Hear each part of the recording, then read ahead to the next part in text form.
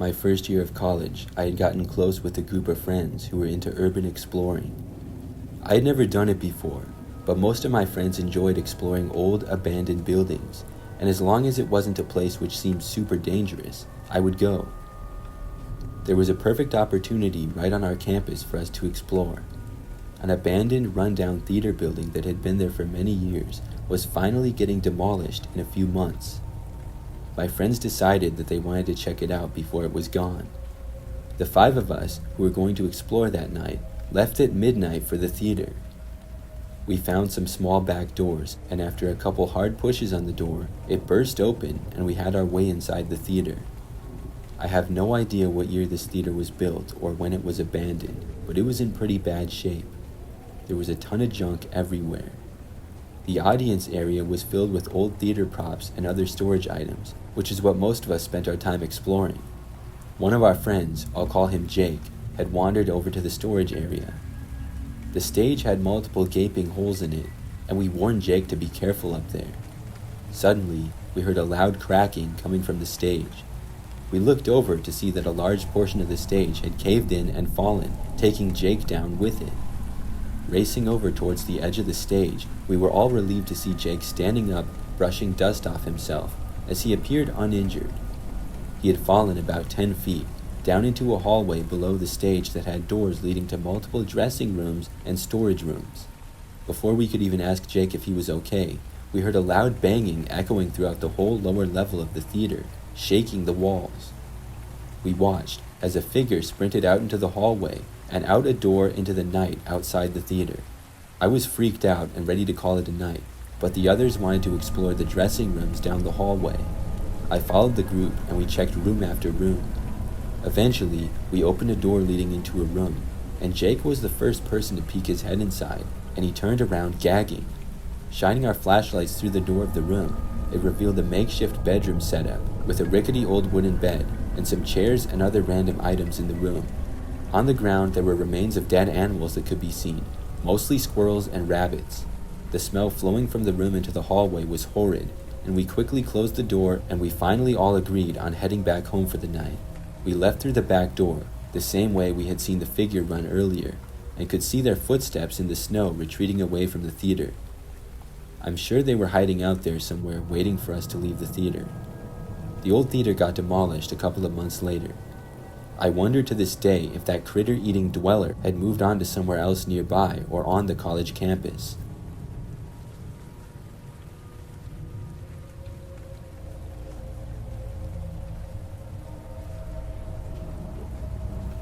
One of my first weekends in college, my newly acquired friends and I decided to go to a house party. We hung out in the dorms for a majority of the evening. Then, at around 10:30, we got dropped off at the address for the house party. It wasn't quite what we were expecting when we thought of a party, but there was enough people there for it to be a good time still. We also knew many people there, so that made it more fun also. The focal point of the party was downstairs in the basement, where there was loud music and drinking games being played. Personally, I wasn't interested in playing any of the drinking games, so the party was a little boring for me, but I stayed downstairs and hung out with my group of friends. Eventually, though, I got really hot and wanted to get out of the basement and grab some fresh air.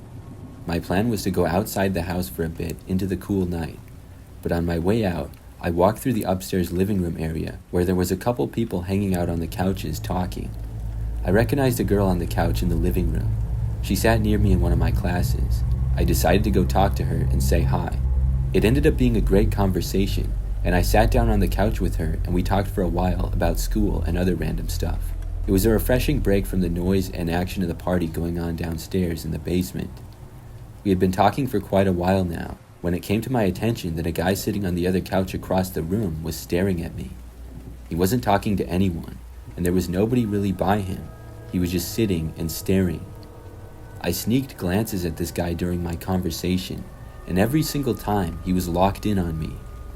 I was getting a little weirded out by his intense gaze, so I wrapped up the conversation with my classmate and decided to head back downstairs to my friends. I had reached the top of the stairs heading down into the basement when I felt a cold hand grasp firmly onto the back of my arm. It was the guy from the couch. With no introduction or hello, He simply stated, "Want to go outside and get some air?" It was an unfriendly voice, and I told him no and to please let go of my arm, and he was still grasping onto the back of it. He stared at me for a couple of seconds, and I was afraid he wasn't going to let go. Finally, he slowly released me, and I quickly went downstairs into the life of the party to join up with my friends. At this point, I was ready to go home, back to the dorms, but my friends were still playing games, so we stayed longer. I was scanning the basement looking for someone I knew when I saw the guy from upstairs again. He was standing in the corner of the basement, keeping to himself, and staring once again directly at me. I kept tabs on the creepy guy, making sure that I knew where he was so that I wouldn't get close to him for the rest of the night. I was relieved to say the least when one of my friends notified me that our ride was there and it was time to go. We said our goodbyes and piled into the back seat of our ride's car. As we pulled away from the house, I saw someone watching us through the front window, the curtains pulled open a bit and their head peeking through. It had to have been the guy who was staring at me all night. Thankfully, nobody followed us home that night. The next week in my class, I asked my friend if she knew who the guy was that had been sitting alone in the living room. She said she had no idea, but he had been sitting on the couch the whole night by himself, not associating with anyone. That guy had made my first party experience in college extremely creepy, and I watched out for him for the rest of my time at college, but I never saw him on campus or in any classes either.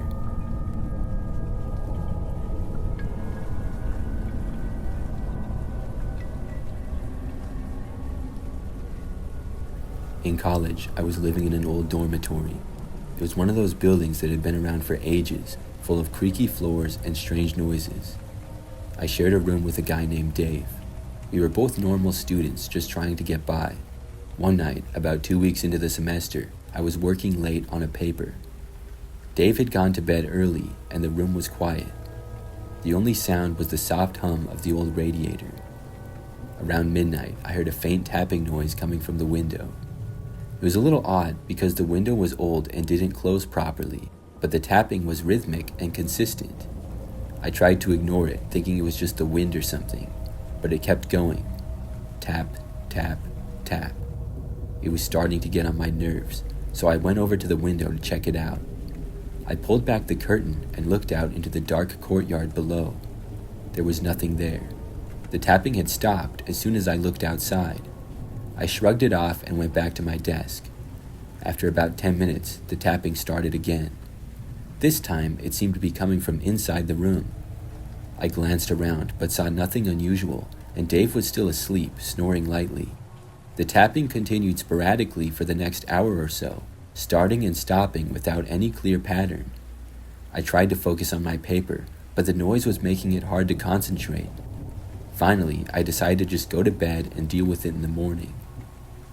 The next day, I asked Dave if he had heard anything strange the night before. He looked at me funny and said no. I thought maybe I was just imagining things or that it was some sort of stress-related issue, but it wasn't until a few days later when it got really weird. That same week, our dorm had a fire drill in the middle of the night. Everyone was groggy and annoyed, but we went outside and stood in the cold while they checked things out. As we were waiting, I noticed that some of the students were talking about a rumor going around. They said that our dorm used to be a hospital, and there were stories about it being haunted. I didn't believe in ghosts, but the tapping was starting to creep me out. A few nights after the fire drill, the tapping came back, this time more insistent, like something was trying to get in. I was alone in the room that night because Dave had gone out for the evening. The tapping was loud enough now that I could hear it clearly, even over the hum of the radiator. I went to the window again and saw nothing outside. I looked around the room and checked the closet and under the bed, but everything seemed normal.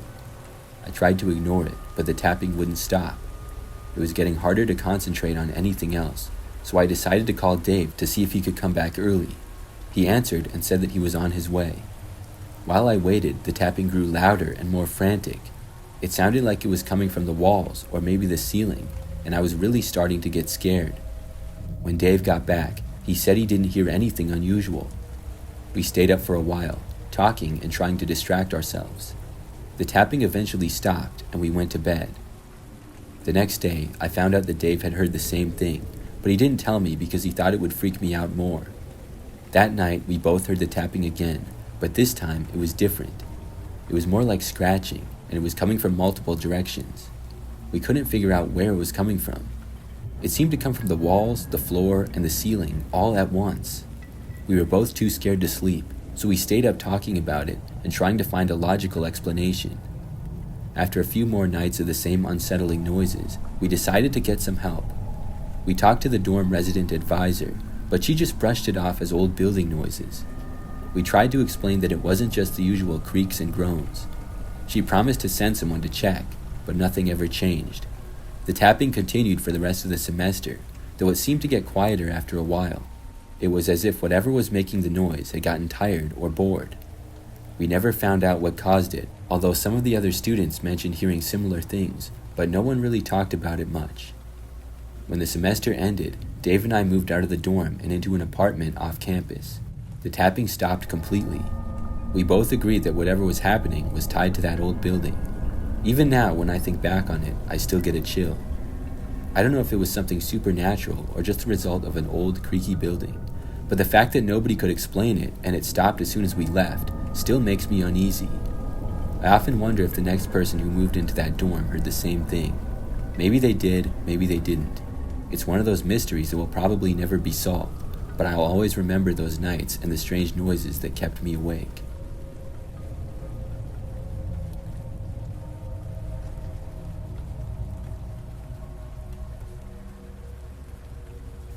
Last semester at college, I had a scary encounter in the library of all places.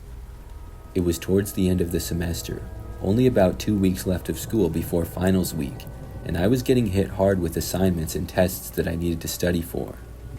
Normally, I would do my assignments at home in my room, but the stuff I needed to complete was really piling on recently. I had started going to the campus library to do my studying and homework.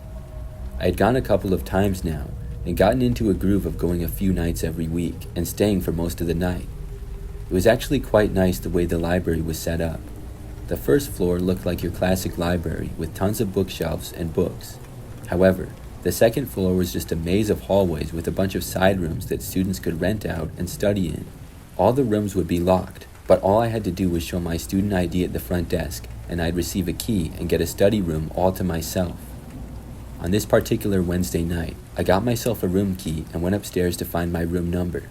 I walked through the hallways looking for my room number and eventually found it towards the back of the second floor. I got my laptop and everything else I needed set up and then went to work. I'd been working away on homework for many hours now, and it was almost 10 p.m. The library closed at 11, so I knew I had a bit of time to do a little bit more homework. However, I needed a bathroom break first. I made my way down the hallways towards the bathroom that was on the second floor. When I had arrived at the library, some of the other study rooms had been filled with other students studying, but they were all empty and dark now. It appeared that I was the only one left, at least on this floor of the library. Finished with my bathroom break, I made my way back towards my study room. When I turned the corner and saw my study room, something was wrong. I had left the door open and unlocked because I was only going to use the bathroom and didn't want to bring the key with me, so that wasn't out of the ordinary. However, when I had left, I definitely had left the light on. Through the window, I could see that all the lights were off in the study room, and it was filled with darkness.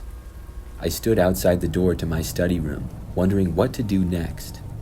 I had most definitely left the lights on, but perhaps they were motion sensor lights and had turned off already. I wasn't really sure. I cautiously poked my head into the room, fumbling for the light switch on the wall. Finally finding it, I flicked it on, illuminating the study room. I scanned the room to see if anyone was in there, but it was empty, and I looked at my personal items, and it appeared that nothing had been stolen or tampered with. The only thing I saw was on the back wall, written on the whiteboard with dry erase marker, was 2 words. It said, "Watching you." I got chills as I read that, going over to lock the door to my study room. I also looked through the window out into the hallway and other study rooms nearby to see if anyone was there. I barely knew how to comprehend what had just happened. Had somebody been watching me while in the library, or watching me outside of the library as well? Regardless, I was extremely nervous, and I wanted to pack up and go home for the night. I normally walked from my house to the library, but there was no shot I was doing that tonight. I called the campus safety officers and asked if I could get a ride home from the library. For the final 2 weeks of the semester, I didn't study at the library and was always looking over my shoulder. I never noticed anyone who seemed to be watching me and didn't have any more encounters like that over the last 2 weeks that I was at school.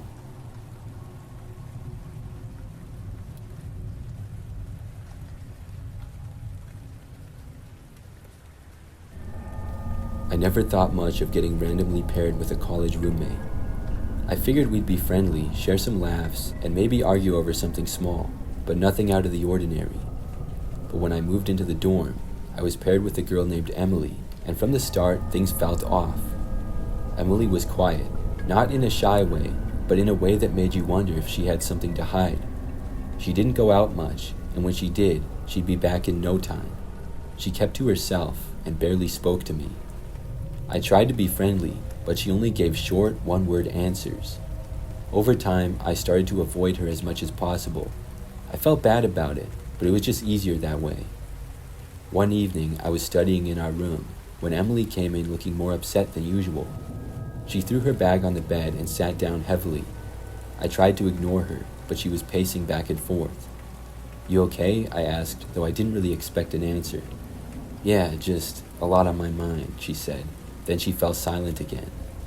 That night, as I was about to fall asleep, I heard Emily's bed creaking. I looked at the clock. It was past 2 a.m. I tried to ignore it, thinking she was just restless, but then I heard a soft, rhythmic thumping sound. It was irregular, like something heavy was being moved around.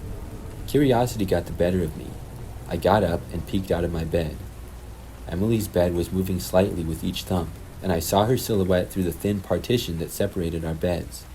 She was sitting up, her head bent forward. I was too tired and scared to investigate further, so I just went back to bed. The next morning, Emily was already gone when I woke up. I didn't think much of it until the day after. I was sitting at my desk when I noticed something odd. The drawer of the nightstand next to Emily's bed was slightly open, and I could see a piece of paper sticking out. I pulled it out and found a list of names and dates written in Emily's handwriting. It didn't make sense at first, but then I realized they were names of students in our dorm, and the dates were all recent. I started to feel uneasy. I didn't know why Emily would have a list like this, and I didn't want to confront her about it. A few days later, the list was gone, and Emily acted like nothing had happened. As the days went on, Emily started acting even weirder than normal. I started noticing that Emily was always home, even when she said she'd be out. I'd come back from class, and her door would be closed, but I could hear her muffled noises from inside. It sounded like she was talking, or maybe arguing with someone, but I never saw anyone else come or go. One night, after several days of this strange behavior, I was coming back from a late study session. As I approached our room, I noticed the door was slightly ajar. I could hear Emily's voice, but this time it was clear. She was talking, loudly and angrily. Her door was cracked open, and I could see her in the room. She was standing by the window, her back to me. She was talking to herself, but the way she was moving, it was like she was addressing someone else. I couldn't make out what she was saying, but it sounded intense.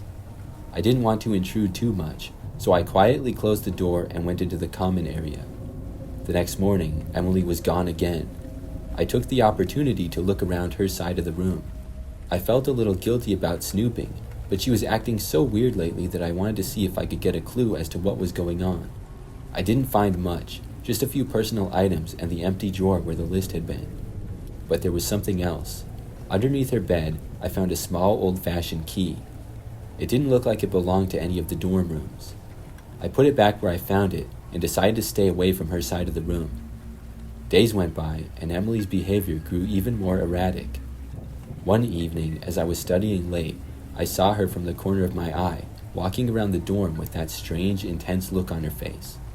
She had a heavy bag with her, and she seemed to be looking for something or someone.